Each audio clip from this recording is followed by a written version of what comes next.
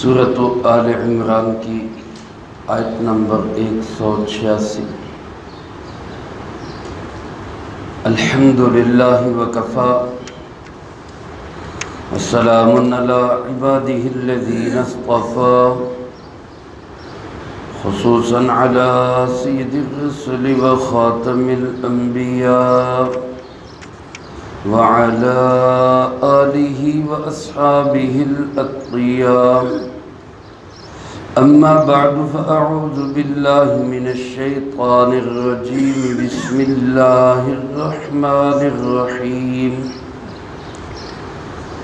لَتُبْلَوُنَّ فِي أَمْوَالِكُمْ وَأَنفُسِكُمْ وَلَتَسْمَعُنَّ مِنَ الَّذِينَ أُوتُوا الْكِتَابَ مِنْ قَبْلِكُمْ وَمِنَ الَّذِينَ أَشْرَكُوا أَذًى كَثِيرًا وَإِن تَصْبِرُوا وَتَتَّقُوا فَإِنَّ ذَلِكَ مِنْ عَزْمِ الْأُمُورِ لَتُبْلَوُنَّ فِي أَمْوَالِكُمْ وَأَنفُسِكُمْ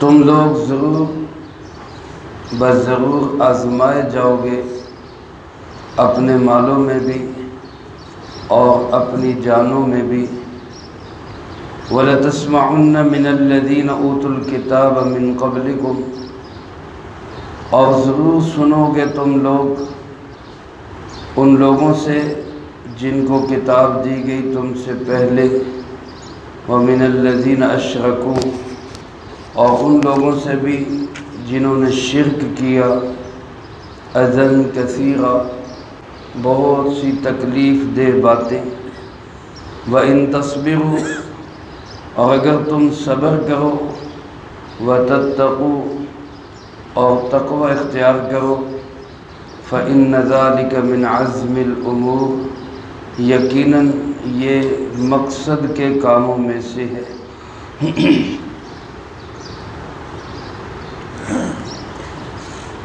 اس سے پہلی آیات مبارکہ میں اللہ رب العالمین نے یہودیوں کی طرف سے ایک گستاخانہ جملے کا ذکر کیا کہ جب حضرت سیدنا ابوبکر صدیق رضی اللہ تعالیٰ عنہ سرکار دو عالم صلی اللہ علیہ وآلہ وسلم کا دعوتی پیغام لے کر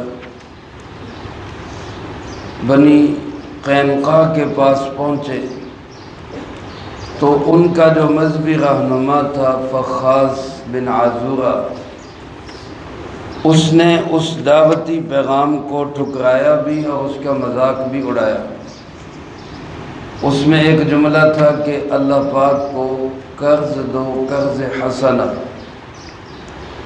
اللہ رب العالمین کے محبوب صلی اللہ علیہ وسلم نے یا اللہ پاک نے اس لفظ سے اس کو تعبیر اس لیے کیا کہ راہ خدا میں خرچ کرنے والا وہ یہ نہ سمجھے کہ مجھے اس کا بدلہ نہیں ملے گا بلکہ یہ قرض کی طرح ہوگا جیسے دنیا میں شریف آدمی قرض لے کے واپس کر دیتا ہے۔ اللہ رب العالمین سب کریموں سے کریم ہے، وہ کسی کا دین پہ خرچ کیا ہوا رکھے گا نہیں، اس کو ضرور واپس کرے گا۔ لیکن اس نے اس کا مذاق اڑاتے ہوئے یوں کہا کہ جی اللہ فقیر ہو گیا ہے اور ہم مالدار ہو گئے اس لیے اللہ ہم سے قرضہ مانگ رہے ہیں، نعوذ باللہ من ذالک۔ حضرت سیدنا ابوبکر صدیق رضی اللہ تعالیٰ نے اس کو زور سے ایک تمانچہ مارا اور فرمایا کہ اگر ہمارے تمہارے درمیان معاہدہ نہ ہوتا تو میں اپنی تلوار سے تمہارا سر اڑا دیتا۔ اللہ پاک نے اسی بات کو مزید آگے بڑھاتے ہوئے فرمایا ایمان والو ذرا صبر اور حوصلہ رکھو، تمہارے اوپر بڑی آزمائشیں آئیں گی۔ امتحان، آزمائش، ابتلا لازم اور شرط ہے۔ اللہ کے ہاں قرب پانے کے لیے، دینی ترقی کے لیے، آخرت کے بلند درجات کے لیے امتحان لازمی ہے۔ سورۃ العنکبوت کی پہلی آیت میں اللہ پاک ارشاد فرماتے ہیں الف لام میم احسب الناس ان یترکوا ان یقولوا آمنا وهم لا یفتنون۔ لوگوں نے کیا یہ سمجھ رکھا ہے کہ آمنا کہیں گے اور بس جنت مل جائے گی، آزمائے نہیں جائیں گے، آزمائش نہیں ہوگی، امتحان نہیں ہوگا، ضرور آزمائے جاؤ گے۔ یہاں بھی اللہ پاک نے ارشاد فرمایا دو تاکیدوں کے ساتھ لَتُبْلَوُنَّ، پکی بات ہے، لازم ہے، تمہاری آزمائش ہوگی، تمہارا امتحان ہوگا۔ اور دو طریقے اس کے ارشاد فرمائے فی اموالکم و انفسکم، مال میں بھی تمہارا امتحان ہوگا، جان میں بھی تمہارا امتحان ہوگا۔ جانی امتحان تو اس طرح ہوا کہ احد کے میدان میں زخم لگا، شہادتیں ہوئیں، زخمی ہوئے، ایک معمولی سا زخم شکست کا چکھنا پڑا، یہ ایک جانی آزمائش تھی۔ اور مالی آزمائش بھی اس طرح ہوگی کہ کبھی مالوں میں کمی آئے گی، کبھی نقصان ہوں گے، کبھی مال لٹ جائیں گے۔ اللہ پاک ارشاد فرماتے کہ وَلَنَبْلُوَنَّكُمْ بِشَيْءٍ مِّنَ الْخَوْفِ وَالْجُوعِ وَنَقْصٍ مِّنَ الْأَمْوَالِ وَالْأَنفُسِ وَالثَّمَرَاتِ، کبھی موت کا خوف، کبھی کوئی اور خوف، کبھی کسی اور طریقے سے اللہ رب العالمین تمہاری جانچ کریں گے۔ اور یاد رکھیں میرے عزیز دوستو، علماء نے لکھا ہے کہ اللہ پاک کی طرف سے جو امتحان آتا ہے وہ انسان کے دین کے بقدر آتا ہے۔ جتنا کسی کے اندر دین ہوگا، جتنا کسی میں ایمان ہوگا، اسی کے بقدر امتحان آئے گا۔ اللہ پاک ہمیں ہر امتحان، ابتلا، آزمائش سے محفوظ رکھے، اور کوئی آ جائے تو اللہ اس میں ہمیں ثابت قدمی نصیب فرمائے۔ دیکھیں ایک سکول ٹیچر یا ایک مدرسے کا استاد اسی طالب علم کو سوال حل کرنے کے لیے دیتا ہے جس کے متعلق اس کو پتہ ہوتا ہے کہ اس میں استعداد ہے، یہ حل کر لے گا، یہ امتحان میں پاس ہو جائے گا۔ پھر وہ ایک سوال حل کر لیتا ہے تو اس سے اگلا ذرا مشکل سوال دیتا ہے تاکہ اس کا علمی معیار اور بڑھ جائے۔ اللہ رب العالمین کے لیے مثال ناممکن ہے، وَلِلَّهِ الْمَثَلُ الْأَعْلَى، لیکن اللہ رب العالمین بھی اسی انداز سے انسان کی جانچ پڑتال اور امتحان کرتے ہیں۔ جتنا ایمان، یقین، دین مضبوط ہوگا اتنا امتحان آئے گا، اور پھر جتنے امتحانوں میں انسان ثابت قدمی سے زندگی گزارے گا اللہ کے ہاں اتنے ہی اس کو بلند درجات ملیں گے۔ رسول اللہ صلی اللہ علیہ وسلم نے ارشاد فرمایا اشد بلاء الانبیاء ثم الامثل فالامثل، سب سے زیادہ آزمائشیں، امتحانات، ابتلاءات اللہ کے نبیوں پہ آتے ہیں، انبیاء علیہ السلام پہ آتے ہیں۔ اور فرمایا پھر جو جتنا اللہ کے نبیوں کے قریب ہوگا، انبیاء علیہ السلام کے جتنا اس کی زندگی ان کے قریب ہوگی اتنے ہی اس پہ امتحانات اور آزمائشیں اور ابتلاءات آئیں گے۔ تو اگر ہم اللہ کا قرب پانا چاہتے ہیں، اللہ کے نبیوں کا علیہ السلام قرب پانا چاہتے ہیں، تو پھر امتحان بھی آئیں گے، آزمائشیں بھی آئیں گی۔ ایک صحابی نے عرض کی اللہ کے محبوب جی صلی اللہ علیہ وسلم، مجھے آپ سے بڑی محبت ہے، مفہوم حدیث ہے۔ اس نے عرض کی صحابی رضی اللہ تعالیٰ عنہ نے، اللہ کے محبوب جی صلی اللہ علیہ وسلم مجھے آپ سے بڑی محبت ہے۔ آپ نے فرمایا کہ سوچ کے کہو کیا کہہ گئے۔ انہوں نے کہا جی پوری ہوش و حواس کے ساتھ، ذمہ داری کے ساتھ اور جذبات میں نہیں، سوچ سمجھ کے کہہ رہا ہوں، مجھے آپ سے بڑی محبت ہے۔ سرکار دو عالم صلی اللہ علیہ وآلہ وسلم نے فرمایا پھر فقر و فاقہ کے لیے تیار رہو، کیونکہ میرے سے محبت کرنے والوں کی طرف فقر و فاقہ اس طرح آتا ہے جس طرح پانی اونچی جگہ سے نیچی جگہ کی طرف آتا ہے۔ اللہ پاک ہمیں امتحانات سے محفوظ رکھے، لیکن میرے عزیز دوستو، یہ امتحانات راستے کے نشانات ہے اور بلند درجات دلانے کا ذریعہ ہے۔ اللہ پاک فرماتے ایک تو یہ جسمانی اور ظاہری امتحان ہے، ایک ذہنی امتحان بھی آئے گا۔ ذہنی طور پہ تمہیں ٹارچر کیا جائے گا۔ کس طرح کہ جن کو کتاب دی گئی تم سے پہلے، یعنی یہود و نصارہ، اور جو مشرک ہیں ان کی طرف سے تمہیں بہت ساری اذیت والی باتیں بھی سننے کو ملیں گی۔ اذیت والی تکلیف دہ باتیں سننے کو ملیں گی۔ جیسا کہ ایک یہی بات گزری کہ یہودیوں نے کہا بھی اللہ تو فقیر ہو گیا، ہم غنی ہو گئے، تکلیف دہ بات ہے۔ اسی طرح اس سے بھی بڑھ کر تکلیف دہ اور ناگوار باتیں تمہیں سننی پڑیں گی، لیکن ان کو سننا بھی ہے اور ان سے متاثر نہیں ہونا۔ عزم، استقامت، استقلال، ثابت قدمی کے ساتھ اپنے دین پہ قائم اور گامزن رہنا ہے۔ میرے عزیز دوستو، یہودیوں میں بڑے بڑے ایسے انسان گزرے جنہوں نے جناب محمد کریم خاتم النبیین سب کہہ دیں صلی اللہ علیہ وآلہ وسلم کی شان میں نعوذ باللہ بڑی گستاخیاں کی۔ حضرات صحابہ اکرام رضی اللہ تعالیٰ مجمعین نے اس کو سہا، جہاں موقع ملا اس کا انتقام بھی لیا، اور جہاں نہیں مل سکا وہاں برداشت کی۔ یہ نہیں کہ خود پیچھے ہٹ گئے، خود دین کو چھوڑ گئے، ایسا نہیں۔ آج بھی آپ دیکھیں کتنی ایسی چیزیں سننے کو ملتی ہیں کہ خون کھول اٹھتا ہے۔ کبھی کسی انداز سے آپ صلی اللہ علیہ وسلم کی شان میں گستاخی کی جاتی ہے، کبھی قرآن کریم کی توہین کی جاتی ہے، کبھی کوئی اور انداز۔ الیاذ باللہ ایسی رپورٹیں سامنے آتی ہیں کہ یوٹیوب پہ اور دوسری چیزوں پہ ایسی تنظیمیں بنی ہوئی ہیں جو مسلمان نوجوانوں کو ڈالر کا لالچ دیتے ہیں کہ اپنے قرآن کی خود توہین کر کے اس کی ویڈیو ہمیں بھیجو، خود اس کی توہین کرو، اس کی ویڈیو ہمیں بھیجو، ہم تمہیں ڈالر دیں گے۔ اور لالچ اور کمائی کے چکر میں مسلمان الیاذ باللہ خود اس راستے پہ چل پڑتے۔ اللہ ہماری نسلوں کو محفوظ رکھے، اللہ ہماری اولادوں، نوجوانوں، بچوں، بچیوں کو محفوظ رکھے۔ میرے محترم دوستو، یہ امتحان اور آزمائش کا دور ہے، بڑے امتحانات آ رہے ہیں۔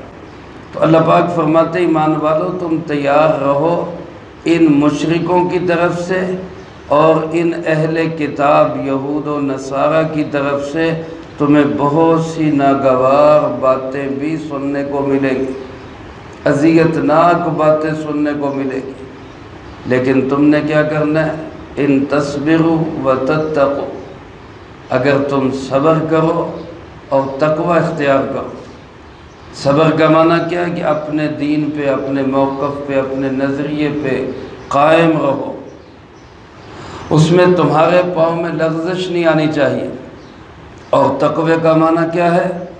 اللہ کا ڈر اور خوف، جذبات میں بھی اللہ کا ڈر نہیں چھوڑنا، ہوش و حواس قائم رکھنے۔ یہ نہیں کہ جذبات میں آ کے قانون کو ہاتھ میں لے لو، جذبات میں آ کے خود ظالم بن جاؤ، جذبات میں آ کے تم اپنے معاملات خراب کر دو۔ اب آپ دیکھیں بہت سارے ایسے واقعات ہمارے گرد و پیش میں ہو جاتے ہیں۔ ابھی پچھلے ہفتے سرگودا کے اندر ایک شخص نے قرآن کریم کی بے حرمتی کی، لیکن اب وہاں پہ ہمارا کام کیا ہے؟ ہمارا کام یہ نہیں کہ ہم خود جج اور خود منصف بن کے اس کو سزا دینے لگ جائیں، اس کا گھر جلا دیں، اس کا کاروبار جلا دیں، اس کا کام ختم۔ یہ غلط طریقہ ہے۔ اس میں صبر کیا ہے کہ اس کو قانون کے حوالے کریں، اس کو عدالت کے حوالے کریں، اس کو تھانے کچہری کے حوالے کریں، ان کے سپرد کریں، وہ اس کے ساتھ جو قانون کے مطابق کارروائی کرے وہ کریں۔ لوگ کہتے ہیں جی وہ چھوڑ دیتے ہیں، جی وہ معاف کر دیتے ہیں، وہ پیسے، تو بھائی ہمارے ذمے تو نہیں ہے اس کا انتقام لینا۔ ہمارا کام تو نہیں ہے کہ ہم اس سے جو ہے اس کو اس قانونی طور پر اس جگہ پہ پہنچائیں جو اس کی سزا ہے۔ ہمارا جہاں تک کام ہے ہم اس کے مکلف ہیں۔ تو اس آیت مبارکہ میں ہمیں یہی تعلیم دی گئی کہ تم نے صبر بھی کرنا ہے، اپنے دین پہ قائم و گامزن بھی رہنا ہے، اور اس کے ساتھ ساتھ کسی حال میں بھی ایسا نہیں کرنا کہ شریعت یا قانون کے دائرے سے باہر نکلو، بلکہ اس کے اندر رہنا ہے۔ تتقو، تقوی اختیار کرو، ڈر اختیار کرو۔ ایک بندہ ظلم کرتا ہے تو اس کا یہ حل نہیں کہ اس کے مقابلے میں ہم ظالم بن جائیں، اب اس سے بڑھ کر ہم ظلم شروع کر دیں۔ مظلوم بن جانا بہتر ہے ظالم بننے سے۔ تو اس لیے فرمایا صبر کرو اور تقوی اختیار کرو۔ فَإِنَّ ذَلِكَ مِنْ عَزْمِ الْأُمُورِ، یہ ہمت کے کاموں میں سے ہے، یہ ہے کرنے کا کام، یہ ہے وہاں پہ اپنا دینی فریضہ اور اپنا دینی کام زندہ کرنے کا طریقہ۔ تو میرے محترم دوستو، اللہ پاک مجھے آپ کو سب کو اس کی صحیح سمجھ نصیب فرمائے۔ یہ حالات و واقعات تسلسل سے چلتے آ رہے ہیں شروع دن سے۔ ایک شخص تھا کعب بن اشرف، بدترین دشمن اسلام، دشمن حضرت محمد صلی اللہ علیہ وسلم، اور انتہائی مالدار اور سرمایہ دار۔ میں کل بھی عرض کر چکا ہوں، سرمایہ دار لوگ ہی زیادہ تر دین کے بڑے مخالف ہوتے ہیں۔ اس نے آپ صلی اللہ علیہ وسلم کی، اللہ معاف کرے، حجب کے اندر، آپ کی شان میں گستاخی کے اندر بہت سارے اشعار کہا کرتا تھا۔ اللہ کے محبوب صلی اللہ علیہ وسلم نے ایک موقع پہ تشکیل بھی کی صحابہ کی کہ کون ہے جو کعب بن اشرف کو قتل کرے گا۔ ریاست کی ذمہ داری ہے، سربراہ مملکت کی ذمہ داری ہے، وہ قانون ایسا سخت کرے کہ کسی کو اسلام کی، دین کی، اللہ کی، قرآن کی وہ گستاخی کی جرت بھی نہ ہو۔ ہماری عدالتیں ریلیف دیتی ہیں، ہمارے ادارے ان کو ڈھیل دیتے ہیں، جس کی وجہ سے لوگ قانون کو ہاتھ میں لیتے ہیں۔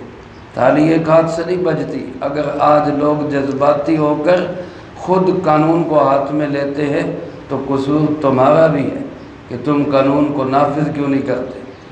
تم گستاخان رسول کو ریلیف دے کر پروٹوکول کے ساتھ باہر بھیج دیتے ہو، تو جب لوگوں کے سینے جلتے ہیں وہ قانون خود ہاتھ میں لیتے ہیں۔ تمہیں بھی قانون نافذ کرنا چاہیے۔ رسول اللہ صلی اللہ علیہ وسلم نے خود تشکیل کی کہ کون کعب بن اشرف کو قتل کرے گا، تو صحابہ نے جا کے اس کا سر اڑایا۔ تو میرے محترم دوستو، یہ ریاست کی بھی ذمہ داری ہے ایسی چیزوں کو کنٹرول کرے۔ ہماری ذمہ داری کیا ہے کہ ہم حتی الامکان قانون کو ہاتھ میں لینے کی کوشش نہ کریں، بلکہ ہم قانون کے حوالے کریں۔ اللہ پاک مجھے آپ کو سب کو سمجھ بھی نصیب فرمائے، صبر اور تقوی بھی نصیب فرمائے، جو کہا سنا اس کو زندگی میں لا کے دوسروں تک پہنچانے کی توفیق عطا فرمائے۔ اللہم انت السلام ومنک السلام، تبارکت ربنا وتعالیت یا ذا الجلال والاکرام۔ اللہم اعنا علی ذکرک وشکرک وحسن عبادتک۔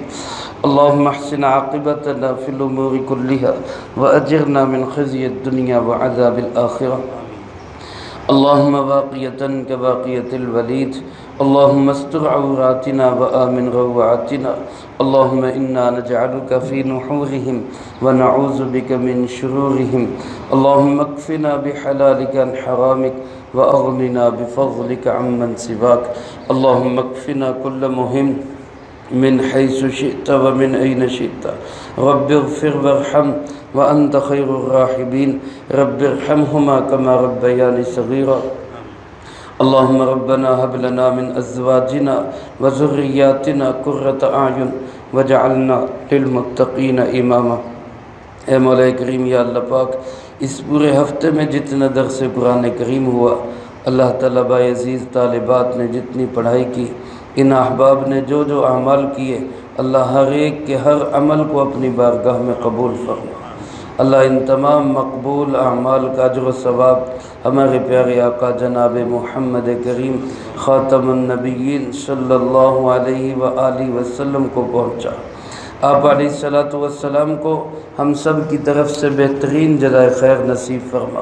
آپ کے توسل سے تمام انبیاء، تمام صحابہ، تمام اہل بیت، ازواج مطہرات، بنات اطہار، نبی پاک صلی اللہ علیہ وآلہ وسلم کی امت کے وہ تمام لوگ جو اس دنیا سے جا چکے، جو موجود ہے، جو قیامت تک آئیں گے، اللہ سب کو اس کا اجر و ثواب نصیب فرما۔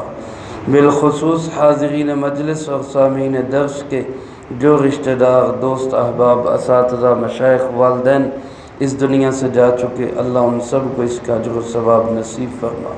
تمام مرحومین کی قبور کو جنت کا باغ بنا، سب کے درجات کو بلند فرما، سب کی سیئات کو حسنات سے تبدیل فرما، کروٹ کروٹ چین، سکون، اطمینان نصیب فرما۔ اے مولا کریم، یا اللہ پاک ہمارے فلسطینی مسلمان بہنوں بھائیوں کی بھرپور مدد و نصرت فرما۔ اے اللہ، روئے زمین پر اس وقت وہ سب سے بڑے ایمان والے، اے اللہ اصحاب بدر کا نقشہ پیش کرنے والے، اللہ تو اپنی رحمت سے بدر میں نازل کرنے والے فرشتوں، اے اللہ تو اسی طرح ان کی مدد کے لیے بھی فرشتوں کو نازل فرما۔ اے اللہ ان کے دشمنوں کو، اسلام کے دشمنوں کو، اللہ اپنے دشمنوں کو، اپنے محبوب صلی اللہ علیہ وسلم کے دشمنوں کو ناکام و نامراد فرما۔ اللہ امریکہ اسرائیل کے گٹھ جوڑ کو ٹکڑے ٹکڑے فرما۔ اے ارحم الراحمین، امت مسلمہ کو رفعت، شان و شوکت اور سربلندی نصیب فرما۔ اللہ ہمارے حکمرانوں کو احساس اور غیرت نصیب فرما۔ اے مولا کریم، افواج عالم اسلام کو مجاہدین اسلام کے ساتھ کھڑے ہونے کی توفیق نصیب فرما۔ اے اللہ ہم تمام لوگوں کو مالی طور پہ، جسمانی طور پہ، ہر اعتبار سے اپنے ان بہن بھائیوں کا ساتھ دینے کی توفیق نصیب فرما۔ کم سے کم اللہ اتنی توفیق نصیب فرما کہ یا اللہ ان کے دشمنوں کی مصنوعات کا ہم بائیکاٹ کر سکیں۔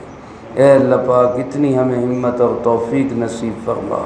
اے اللہ یہود و نصارہ کی، قادیانیوں کی تمام پروڈکٹس کا اللہ ہمیں بائیکاٹ کرنے کی توفیق اور ہمت نصیب فرما۔ اے ارحم الراحمین، یا اللہ ہمارے وطن عزیز ملک پاکستان کی حفاظت فرما، اندرونی بیرونی تمام خطرات سے اس پاک وطن کو محفوظ فرما۔ اے مولا کریم، جتنے مسلمان گھروں میں، اسپتالوں میں بیمار ہیں، سب کو تندرستی اور شفا نصیب فرما۔ میری والدہ محترمہ کے لیے دعا فرما، اللہ ان کو شفا کامل نصیب فرما۔ یا اللہ پاک تمام بیماروں کو شفا عطا فرما، جن کے بھی گھروں میں کوئی بھی بیمار ہے، اللہ سب کو صحت و سلامتی نصیب فرما۔ اے اللہ پریشان حالوں کی پریشانیوں کو دور فرما، مقروضوں کو قرضوں کے بوجھ